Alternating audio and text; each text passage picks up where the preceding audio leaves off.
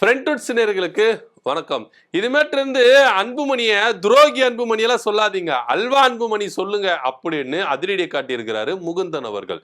ஐயா ராமதாஸ் அவர்கள் சமீபத்துல ஒரு பிரச்சாரத்துல மயங்கி விழுந்தாருங்க. மயங்கி விழுந்த உடனே எல்லாருக்குமே பதப்பதது, எல்லாருக்குமே என்ன பண்ணிட்டாங்க, ஒரு மாதிரி ஆயிட்டாங்க. ச்சே, ஐயாவுக்கு இது மாதிரி ஆயிருச்சே அப்படின்னு சொல்லிட்டு உடனே என்ன பண்ணாங்க, மருத்துவமனைக்கு கொண்டு போனாங்க. ஆனா என்னதான் இங்க பகையா இருந்தாலும் விரோதங்களா இருந்தாலும் இப்படிப்பட்ட ஒரு டைம்ல குடும்பங்கள் ஒன்று சேரும் அப்படின்றது ஒவ்வொருடைய வீட்டிலும் நடக்கிற ஒரு விஷயமா தான் இருக்கு. நல்ல விஷயத்துல கூடுறாங்களோ இல்லையோ, இப்படிப்பட்டான ஒரு விஷயத்துல பகைகளை மறந்து, விரோதங்களை மறந்து, துரோகங்களை மறந்து எல்லாம் என்ன பண்ணுவாங்கன்னா ஒன்று கூடுவாங்க அப்படின்னு தான் எல்லார் வீட்டிலையும் நடக்கிற ஒரு விஷயமா இருக்கு. ஆனா அன்புமணி மட்டும் ஏன் வரல அப்படின்னு பல சரமாரியான கேள்விகளை முகுந்தன் அவர்கள் அன்புமணியை நோக்கி கேட்டிருக்கிறாரு. தேர்தல் பிரச்சாரத்தில் ஈடுபட்ட முகுந்தன் அவர்கள் அன்புமணியை தோல் உரித்து காட்டியிருக்கிறார். என்னதான் குடும்பமா இருந்தாலும், என்னதான் தாய் மாமனா இருந்தாலும், கட்சியில எங்க தாத்தாவுக்கு விரோதமா நீங்க செயல்பட்டீங்க, கட்சியில இவருக்கு விரோதமா நீங்க இருக்கிறீங்க அப்படின்னு ஒரு நிலைப்பாட்டுல எல்லாம் முகுந்தன் அவர்கள் அன்புமணியை டார் டாரா கிழிச்சிருக்கிறாரு அப்படி நம்ம பார்க்க வேண்டிய ஒரு விஷயமா இருக்கு. இதே அன்புமணி ராமதாஸ் அவர்களுக்குள்ள நடந்த பல விவகாரங்கள் பொதுவெளியில வந்திருக்கு. இப்ப கூட ஐயா ராமதாஸ் அவர்கள் அன்புமணியை குறித்து ஒரு பகிரங்கமான ஒரு குற்றச்சாட்டை முன்வைக்கிறத நம்ம பார்த்திருக்கிறோம். திமுக பாமக எங்க ரெண்டு பேருக்குள்ள எவ்வளவு கருத்து வேறுபாடுகள் இருக்கு. ஆனா அரசியலை கடந்து முதலமைச்சர் மு.க. ஸ்டாலினை நான் என்ன பண்றேன், இந்த ஒரு விஷயத்துல அவரை நான் வாழ்த்துற பெருமை பாராட்டுறேன் அப்படின்னாரு. முதல்வர் மு.க. ஸ்டாலின் அவர்கள் தன்னுடைய தந்தை கருணாநிதி அவர்களை இறக்கும் வரை கண்ணிமைக்குள்ள வைத்து என்ன பண்ணாரு, பாதுகாத்தாரு. அந்த அளவுக்கு அவர் என்ன பண்ணாரு, கூடவே இருந்தாரு. ஆனா இப்போ நான் உயிரோட இருக்கும் பொழுதே என் மகன் என்ன இப்படி என்ன பண்றாரு, நான் இறந்துட்ட மாதிரியே என்ன பண்றாரு, ட்ரீட்மெண்ட் பண்றாரு அப்படின்னு தான் மனசு நுமர்ந்து என்ன பண்ணிருக்காரு ஐயா ராமதாஸ் அவர்கள் என்ன பண்ணிருக்காரு, பேசியிருக்காரு. எந்த அளவுக்கு ஐயா ராமதாஸ் அவர்கள் மனம் நொந்து இதை பேசியிருப்பாரு அப்படின்னு தான் நம்ம இங்க பார்க்க வேண்டிய ஒரு விஷயமா இருக்கு. ஏன் உண்மையிலேயே அன்புமணி அவர்களுக்கு இவ்வளவு வரட்டு கோபம், ஏன் ஐயா ராமதாஸ் அவர்களை போய் பார்க்க மாட்டேங்கிறாரு அப்படின்ற ஒரு குழப்பம் தான் எல்லார் மத்தியிலும் இருக்கு. இந்த அளவுக்கு இவ்வளவு வயதிலையும் ஐயா ராமதாஸ் அவர்கள் இப்படி போயிட்டு என்ன பண்றாரு, இறங்கி வந்து பேசுறாரு. ஆனா அன்புமணி இறங்கி வர மாட்டேங்கிறாரு. என்னதான் காரணம் அப்படின்னா, குடும்பத்துக்குள்ள நிறைய பிரச்சனைகள் இருக்கு, அரசியலும் நிறைய பிரச்சனைகள் இருக்கு அப்படின்னு தான் முன்வைக்கப்படுது. இதெல்லாம் சுட்டுக்காட்டி தான் அன்புமணி அவர்களை முகுந்தன் அவர்கள் என்ன பண்ணிருக்காரு, பேசியிருக்காரு. ஆரம்பத்துல முகுந்தனை உள்ள கொண்டு வந்ததுதான் இங்க பெரிய பிரச்சனையாவே ஆயிடுச்சு அப்படின்னு சொல்லிட்டு எல்லாருக்குமே தெரியும்.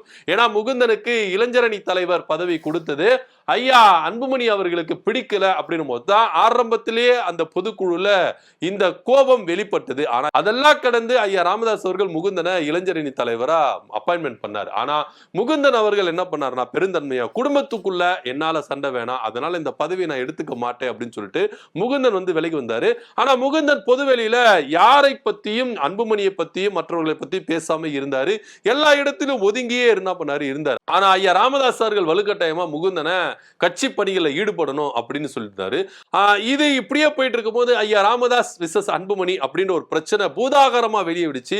குடும்பம் ரெண்டா பிரியும் பொழுது அன்புமணி இருக்கிற வேண்டிய இடத்துல தன்னுடைய மகள் காந்திமதி என்ன பண்றாரு, கொண்டு வராரு ஐயா ராமதாஸ் அவர்கள். அதுக்கப்புறம் முகுந்தனுடைய அரசியல் பகிர்வு அப்படின்றது ரொம்பவே ஸ்ட்ராங்கா பாமகக்குள்ள வருதான் இங்க பாக்குறோம். இப்போ இவ்வளவு நாள் அமைதியா இருந்த முகுந்தவர்கள் ஏன் இந்த அளவுக்கு அன்புமணியை கடுமையா விமர்சிக்கணும் அப்படின்ற ஒரு கேள்வி இருக்குல்ல. ஏன்னா ஐயா ராமதாஸ் அவர்கள் மயக்கம் அடைந்து மருத்துவமனையில் இருக்கும் பொழுது ஒரு தடவை கூட அன்புமணி அவர்கள் வந்து பார்க்கவே இல்லை, ஒரு போன் கால் கூட பண்ணவே இல்லை, எப்பேற்பட்ட ஒரு கல் நெஞ்சக்காரரா இருக்கிறாரு அப்படின்னு கடுமையா விமர்சிச்சிருக்காரு. ஏன்னா எல்லாருக்குமே ஒரு விஷயம் வந்து பாத்தீங்கன்னா, நீங்க அரசியலை கடந்து எடுத்துங்க, அதே போல பகைகள், விரோதங்கள், துரோகங்கள் இவ்வளோ எல்லாம் இருந்தாலும் ஒரு ஹாஸ்பிட்டல் அடிபட்டு இருக்கிறாங்கப்பா, அவங்களுக்கு ஒரு என்ன சொல்றது, இந்த மாதிரி ஒரு சூழ்நிலை இருக்குது அப்படின்னு சொல்லும்போது எல்லாருமே அந்த பகையை மறந்துடுவாங்க. உடனே போய் என்ன பண்ணுவாங்க, மருத்துவமனையில அவங்கள பார்த்து நலம் விசாரிப்பாங்க, எல்லாமே பண்ணுவாங்க. இது எல்லார் வீட்டிலும் நடக்க வேண்டிய ஒரு விஷயம்தான். ஆனா அன்புமணி மட்டும் ஏன் இந்த அளவுக்கு வந்து பிடிவாதமா இருக்கிறாரு, தன்னுடைய தாயார் சரஸ்வதியை போய் பார்க்கிறாரு, ஆனா அப்பா ராமதாஸ் அவர்களை போய் பார்க்க மாட்டேங்கிறாரு, என்னதான் காரணம் அப்படின்னு சொல்லிட்டு எல்லாருக்குமே பல கேள்விகள் எழும்புச்சு. இதை சுட்டி தான் முகுந்தன் அவர்கள் ரொம்பவே கடுமையான சொற்களை கொண்டு என்ன பண்றாரு, பேசுறாரு. அது இல்லாம இனிமேட்டு இருந்து துரோகி மணி கிடையாது, அடிமை மணி அப்படின்னு தான் அவருக்கு பேர் வைக்கணும் அப்படின்னு சொல்லிட்டு முகுந்தன் அவர்கள் என்ன பண்றாரு, சரமாரியா விமர்சிக்கிறதையும் இங்க பாக்குறோம். என்னதான் பாமகக்குள்ள நீங்க தலைவர் நிறுவனர் அப்படின்ற ஒரு பிரச்சனை இருக்கலாம், ஆனா அப்பா மகன் உறவு அப்படின்றது வந்து பாத்தீங்கன்னா ரொம்ப ஸ்ட்ராங்கா இருக்கு. ஐயா ராமதாஸ் அவர்கள் சொல்றதையும் நீங்க என்ன பண்ணணும், உன்னிப்பா கவனிச்சு பார்க்கணும். முதல்வர் ஸ்டாலின் அவர்கள் தன்னுடைய தகப்பனார் கருணாநிதி அவர்களை எந்த அளவுக்கு அவரு கண்ணிமைக்குள்ள வைத்து பாதுகாத்தாரு, எந்த அளவுக்கு அவருக்கு செய்ய வேண்டிய தொண்டுகள், எந்த அளவுக்கு செய்ய வேண்டிய வேலைகளா செஞ்சாரு. ஆனா நான் உயிரோடு இருக்கும் பொழுதே எனக்கு எதுவுமே செய்ய மாட்டேங்கிறாரு அன்புமணி அப்படின்னு சொல்லிட்டு தான் ஐயா குற்றச்சாட்டு வைக்கிறாரு. இதையும் நம்ம நோட் பண்ணி பார்க்கணும். அரசியலை கடந்து எங்களுக்குள்ள பல கருத்து வேறுபாடுகள் இருக்கலாம், ஆனா முதல்வர் ஸ்டாலின் அவர்கள் செய்யற விஷயம் இந்த அளவுக்கு யாரும் செய்யல அப்படின்னு தான் ஐயா ராமதாஸ் அவர்கள் கருத்தையும் இங்க முன்வைக்கிறாரு. சோ இந்த விவகாரம், அதாவது அப்பா மகன் விவகாரம் கடந்து, நிறுவனர் தலைவர் என்ற விவகாரம் கடந்து, இந்த குடும்ப பிரச்சனை, அரசியல் பிரச்சனை எப்படி தீர்வுக்கு வரும் அப்படின்னு தான் பார்க்க வேண்டியதா இருக்கு. இவ்வளவு நாள் பொறுமையா இருந்த முகுந்தன் அவர்கள் இப்போ அதிரடியா அரசியல் களத்துல இறங்கி அன்புமணி அவர்களை டைரக்டா விமர்சிக்க ஆரம்பிச்சிருக்கிறாரு. இதை பத்தியோட கருத்து அப்படின்னு கீழே கமெண்ட் பண்ணுங்க. நன்றி, வணக்கம்.